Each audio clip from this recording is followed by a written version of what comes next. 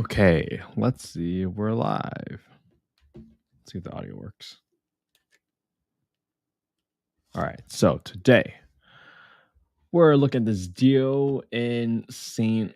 Louis. All right, audio's working. Perfect.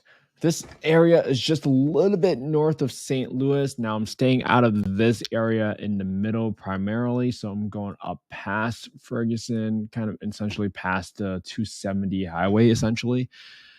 Just because I've been looking at these areas for quite a while. So I'm going to look at all these things. HUD FMR. All right. So for this property, let's take a quick look at the condition of the property first.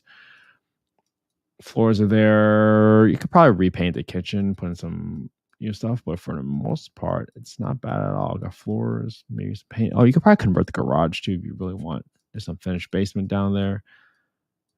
They already got all this stuff. Interesting. All right, so this property already has a tenant in place. 11983 Del Reo Court in St. Louis, 63138. Let's take a quick look on the street view. This is an of a cul-de-sac. This neighborhood doesn't look too bad. Yeah, once you kind of get up here in the suburbs, that's usually where families want to kind of live out here anyways. Yeah, I don't see any like big boarded up windows or anything like that. There are some areas in St. Louis where you can see like the businesses are crowded and it's just not a good time. So this property is in St. Louis County. So the first thing we're going to do is go to HUD FMR and we're looking for the fair market rents on HUD's website, St. Louis County. This is in 63138.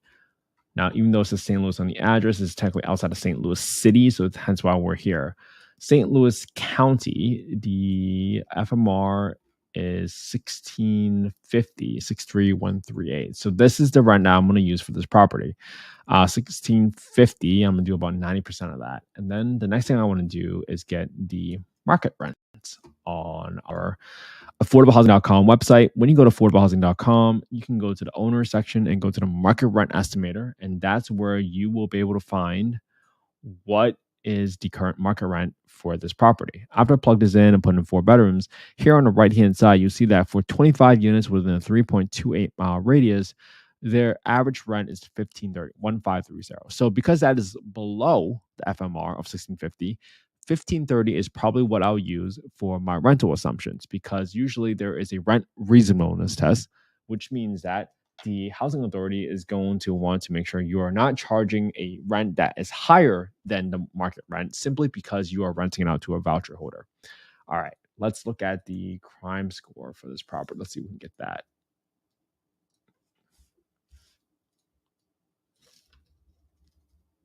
Court, St. Louis. Once you go to tophap.com, tophap.com, go to the neighborhood section, 145. This is actually pretty high.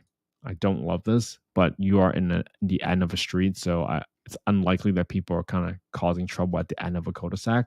But you never know, right? So something that you probably just need to have someone kind of walk around that area. Usually I don't want to ever be higher than 120, but this is an area where you're kind of off the street here a little bit. So this is going to be interesting to kind of see how it looks if this turns out to be a deal or something that's even worth my time. Okay, so what have we done so far? We looked at the condition of the home. I'll probably just set aside some budget for painting, but that's pretty much it. I don't need to convert the garage because it's already a 4-bedroom property. I'm assuming the tax records are going to be correct.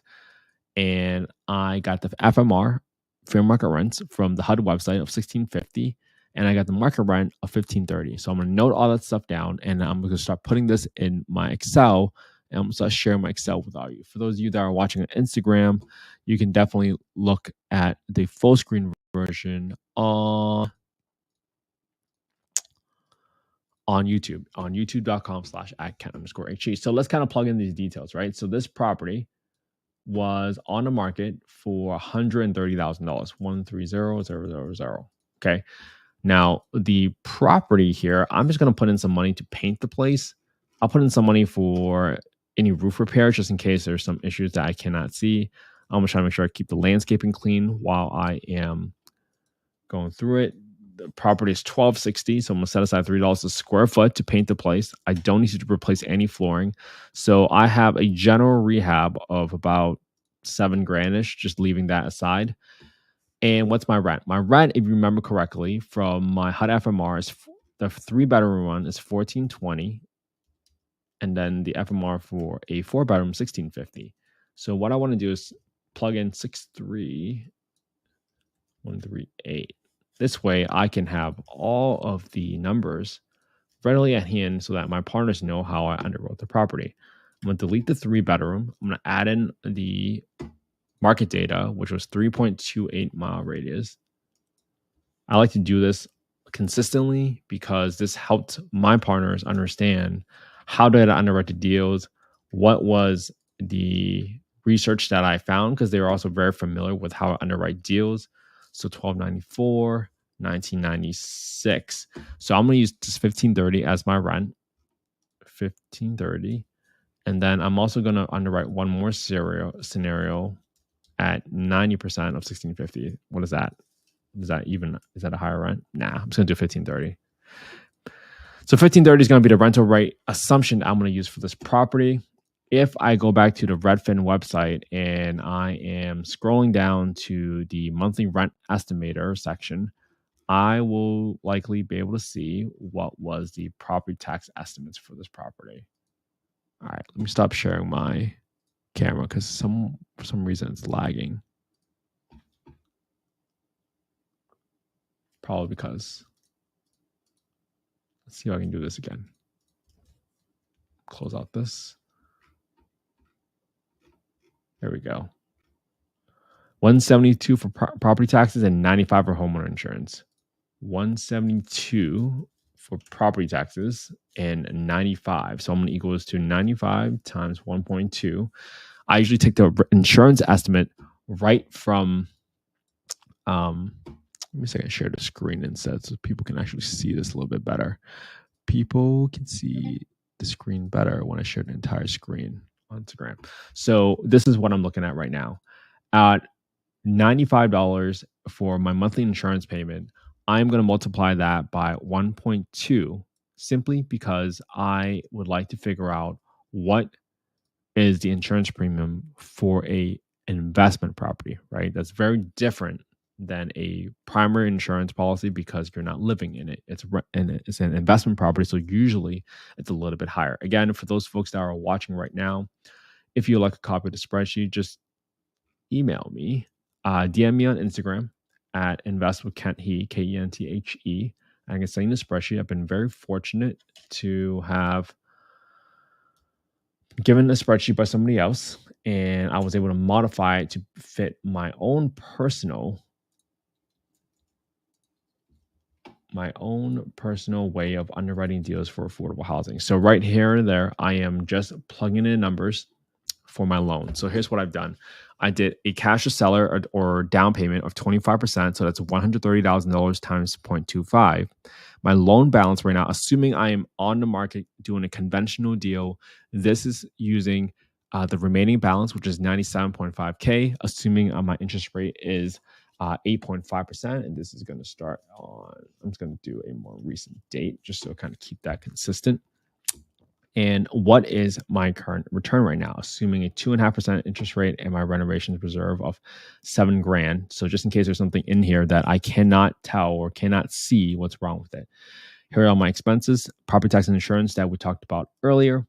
I got 10% for maintenance. So just in case something breaks or a roofer needs to be replaced or HVAC needs to be replaced at some point, I got $153. I've been told by other investors that in the St. Louis City, we get charged $65 for sewer. So that's a landlord responsibility for this market. So I want to put in $65 here. I got 8% for property management and then 3% for our vacancy expenses, because you got to assume that somebody is going to move out eventually at some point, some way. This is now resulting, assuming a rent of $1,530. This is now assuming a rent of 3.04%. All right, 3.04%, 3%. And this is a 108 cash flow a month. This was assuming a $130,000 purchase price. And a rehab was going to be $6,900. Just going to use that number. All right. Well, what will make this a deal? The first thing I play with is the purchase price. Well, what if I got this property for $100,000? Does that get me closer? No. Let's put $70,000. Nope. I want to be at least a 15% return. 90 per thousand. 85. There you go. That's my sweet spot. So at $85,000, this would be a cash flow of 367, and that would become a 14.6% return. So that's much closer to the 15% that I'm looking for, even though I'm using a 1530. So that could be my first offer to this place, right? That seems a little low. So what's my other option? My other option would be, well, what if I am able to do a creative finance deal? So how do I determine what terms can I offer to this deal? Let's go ahead and do this. I'm going to plug in the address right here. And my first thing I'm going to do is figure out what is 11983, the underlying mortgage, if there is one already in place. Del Reo Court. There we go. Boom. Now, when you go to PropStream, let me see if I can pull this guy up a little bit better. This guy in. Let me see if I can scroll this over for you on Instagram. So when you pull up this website, PropStream, you can usually go to this area called mortgage and transaction history. If there is an existing loan in place, it will usually pull up here. This person bought this property cash, and you can kind of see it right here. And it looks like it's an LLC. So this property is owned free and clear, theoretically. So in my mind, I can give this $130,000 of cash flow. Maybe I can get it fully seller finance. All right, well, if I'm going to approach a seller, I need to give them a couple options.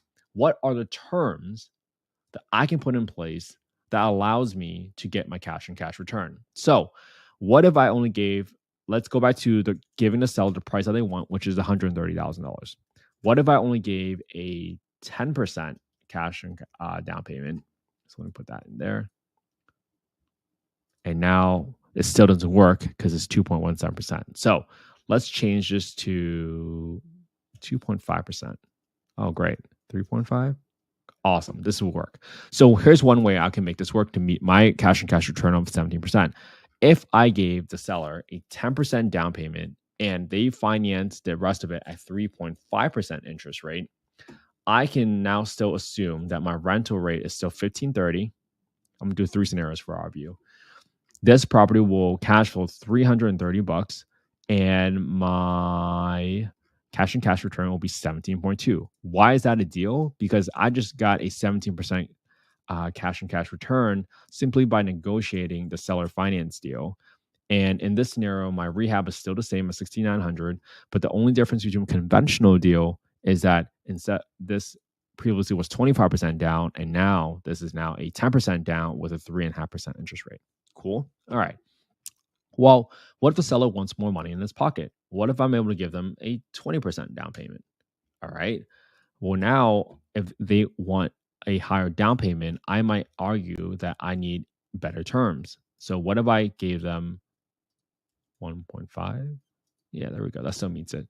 So if I gave them a 20% down payment, but then they gave me a loan for 1.5% cash on cash, 1.5% interest rate, even though it's the same price at $130,000, this gives me a cash flow of $498, and it still achieves my target of a 17% at 16.5% return. Make sense?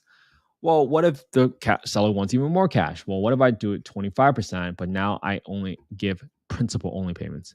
Cool. Well, now all of a sudden I can go up to as high as 27.5% because it still gives me a 15.5%. So now my seller finance down payment is 27.5%. Let me kind of shift this over a little bit so you guys can see. Cash flow is now $595 a month. My cash and cash return is now 15.6, $130,000, $6,900 rehab, and my interest rate is now 0, which we would call it as principal only payments. So in this scenario, right, these 3 scenarios will work. I can propose this to the seller and say, well, actually, I might propose 4 things. hey, Mr. Seller, I can give, in order for the numbers to work for me, I can only pay you max $80,000 to $85,000. Okay. Well, Mr. Seller, you want the price that you want. Here are the terms that will work for me. And in these scenarios, these all work for me based on the cash on cash criteria. I usually look for at least 15%. So 17% is much more ideal. So I can say, hey, I can give you 10%, but then I'll give you 3.5% interest rate. And how one way to present it to the seller is you can go and look at, hey, how much money is 3.5% in the first 10 years if you have a 10-year balloon. So if you sum up, let's go back to that scenario at 10% down payment at 3.5% interest rate. This was $330, right? 330. Yep. And then I go to my loan and I calculate the first 120 months of total interest. This is on loan one. Oops. 117. Let me do it this way. 117, 3.5, 10-year balloon. Cool. Let me zero that out. Same thing. But then now my interest payments is going to be up right here. Let me show you guys this. It's just good practice.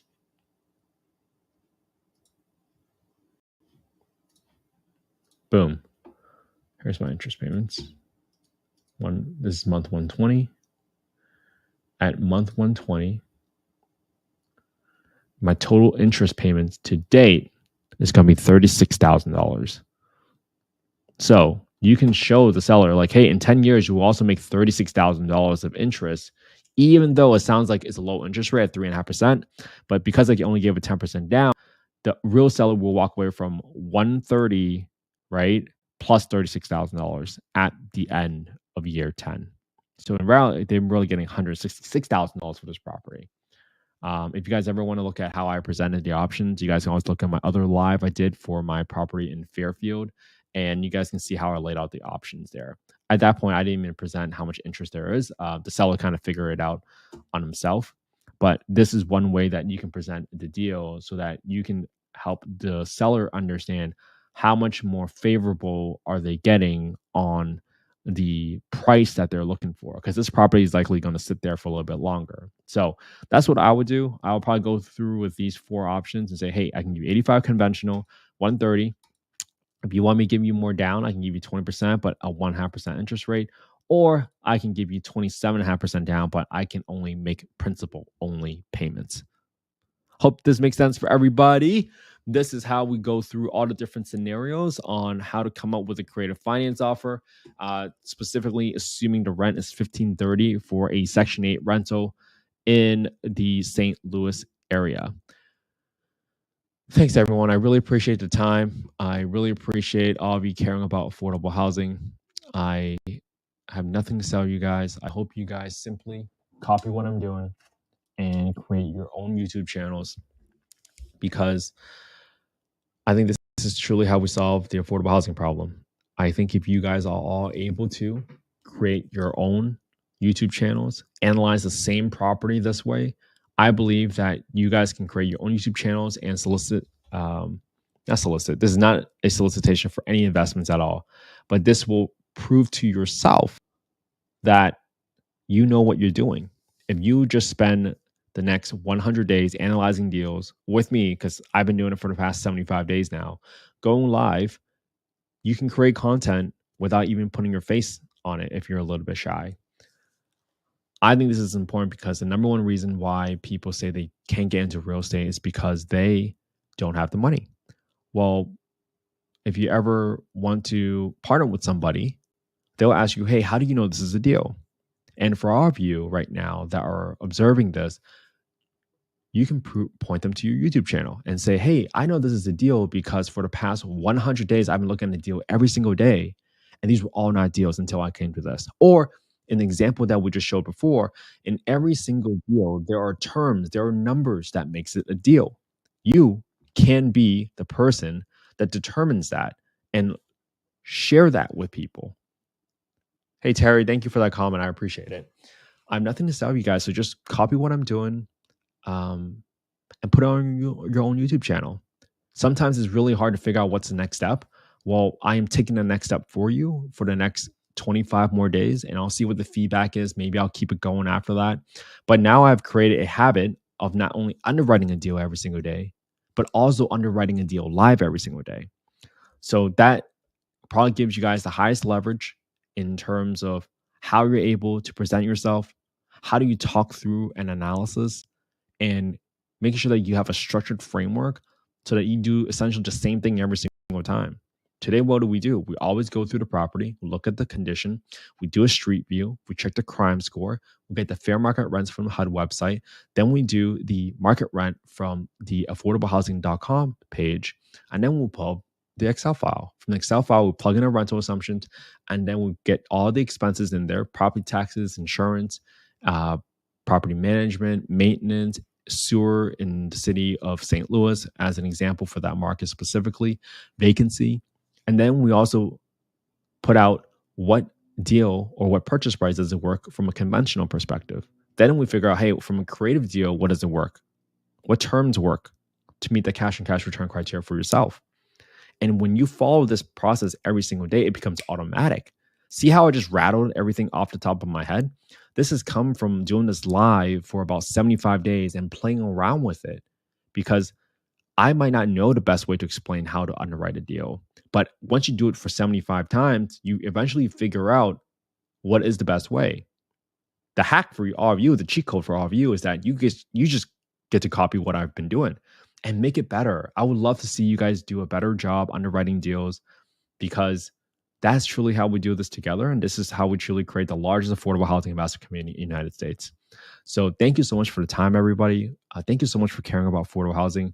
Seriously, without people like you, I would have never had the home I grew up in. So thank you so much for tuning in on a Thursday. We're going to keep this going. I'm going to do this straight for another 25 more days. This is day 75-ish for me. And there's no excuses. I'm going to do it on my birthday on Sunday. I'm going to do it on Christmas, because we made a commitment. And once you commit, you stick to it. And then that's going to give you the confidence for yourself, not just for any of your partners, but for yourself, so that you can look back at your track history and say, hey, I know what I'm doing, because I used to be so fearful. I used to be so scared about buying the wrong deal and losing a lot of money. Does that risk still exist? For sure. But you feel way more confident knowing that you analyze 100 deals before that. So have an amazing day. Derek, thanks for tuning in, man. Always good to hear from you, man. I will see you all tomorrow.